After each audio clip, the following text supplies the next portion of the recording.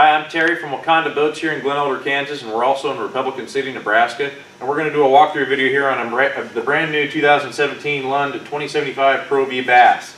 That's a brand new model for 2017. They come out with the bass boat lineup last year in the 1875, and then they added the 2075 this year to the lineup. So it's a full 20 feet, 10 inches in length. And I guess I want to start off by saying it's not at all the typical, everybody else's typical bass boat hull. It's a bass boat top, and it's the same Lund IPS2 hull on the bottom. So it's got the same hull as what's being used on the deeper Pro Vs. And I've personally been on the water on these, and they by far and away they ride better, and you don't get wet in them. They're one of the they are the driest riding bass boat I've ever been in. And so this is going to appeal to a lot of different fishermen, not just bass fishermen, but anybody that really does a lot of casting. It's got two huge casting decks. The bow is very large for casting deck, and then the back also, the aft casting deck is also very large. It's going to appeal to musky fishermen especially. It's the perfect setup for musky fishing, really. And so I'll kind of go through it and show you. This one's a sold boat, and so I'll show you how he rigged it out and what options he chose. To start off on the outside here, the trailers, it's the custom upgraded trailer option. And for those that don't know what that is, that gives you this diamond plate fenders, treaded fenders, and the nicer wheels. And the biggest thing to that option is the paint job. It's very rock chip and gravel pit resistant. It's what they call it Lund armor, and it's kind of resembles well, a rhino lining type of a texture on the trailers. And so that's a nice feature. It also gives you these roller guides. And then, of course, like all Lund trailers, it has the same retractable tie downs, and they're always stay on the trailer, so you don't lose them or you don't forget them. This guy opted for the max horsepower, which is a 250 horsepower Verado. It's going to handle the boat very well, and then it comes with the stainless steel Tempest prop as well. And these things here you see off the back are called Minn Kota talons. And what they are is just a shallow water anchor, and it's all controlled right at the helm by a key fob type of a deal. And it's just a telescoping pole that comes out of there, and for anybody that fishes in shallow water, it just digs into the ground and it anchors you.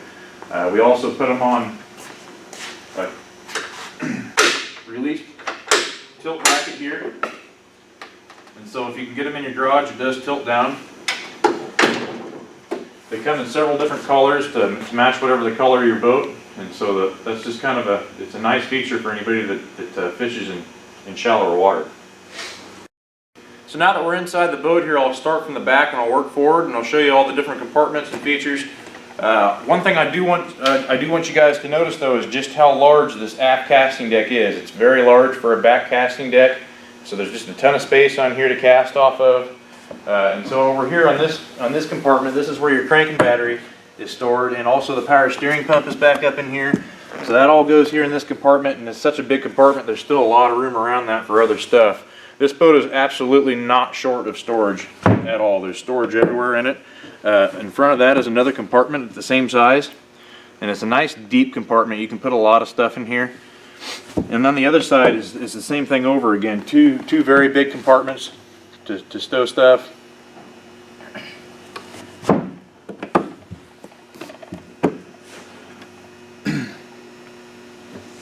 And now your live well has two different doors to it. It sits right here, and it's got a removable divider in there. So if you wanted to put one species on one side and something else on the other, you could, or bait on one side, vice versa. Very large aft live well.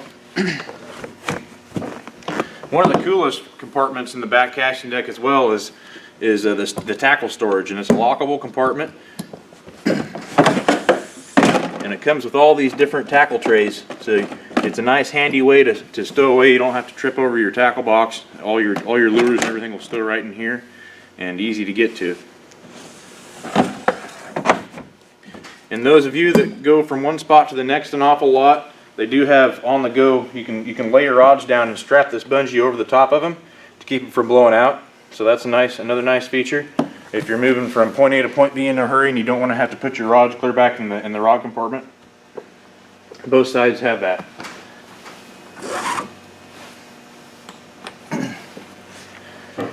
And you have seating for 3 here, 3 wide across the center here for when you're moving from point A to point B.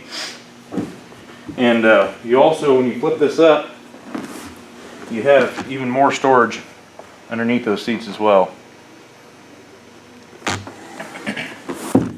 The port console here is an option. You don't have to get the port console. This guy did, and if you do it, it comes with a nice sized glove box as well. And then at the driver's seat, you have lots of leg space here and the tilted steering wheel. All your switches are nice and handy to get to. You can see this big flat area here. That's where you're supposed to, it's for flush mounting a depth finder. We could have done that. We could have flush mounted your Humminbird in here rather than put it on a ram mount.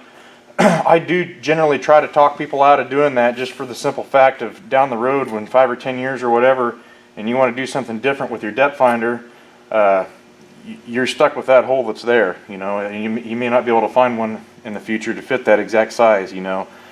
So in my opinion too, you can move it a lot easier. You can take it on and off. It's just a better deal in my opinion to have it on this ram mount. So that's how we did it, and you can see that's the large ram, and this is the Humminbird Helix 9. Okay, and then in the center here you can see this compartment, and that's really built more than anything to create a step up to the bow, or the bow casting deck, and they go ahead and put a little cooler in here as well. It fits right in there. You could take that out and put other stuff if you wanted to, but that's another nice compartment to have handy there. Also standard on these is the ruler.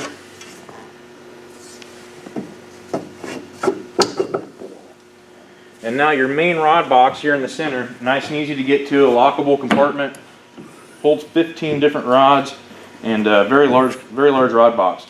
And now you can see underneath the front there, that cover is where your trolling motor batteries stow away.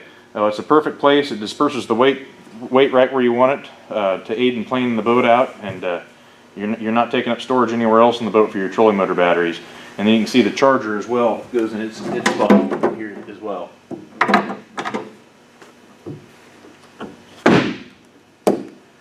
In front of the driver's seat, you have a second live well, good sized bow live well. And then from there on, you just have a ton more storage. And it's very nice deep compartments, and they're lockable. Just an awful lot of storage. This is a huge compartment on this side, the port side.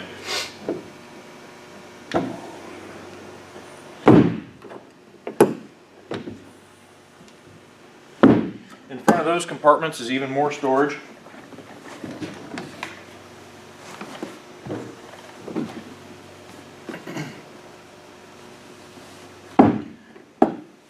Okay, so for bass fishing or casting in general, you have a very large casting deck here in the bow. Lots of room up here if you're casting off of either side. This guy here opted for the Minn Kota Fortrex. A lot of bass fishermen like that cable drive. Generally, we'd probably usually do a Terova or Ulterra, but what you see here is called the Minn Kota Fortrex. And another Helix 9, you can see we also did another ram mount here in the bow. So that's all movable. You can take it on and off very easy, and you can see how we generally would rig these out. I think for the most part that kind of covers the 2075 Pro V Bass. If there's anything at all I missed, or if you have any questions whatsoever, our emails and phone numbers are on our website, wacondaboats.com. And I'm Terry. Thanks for watching.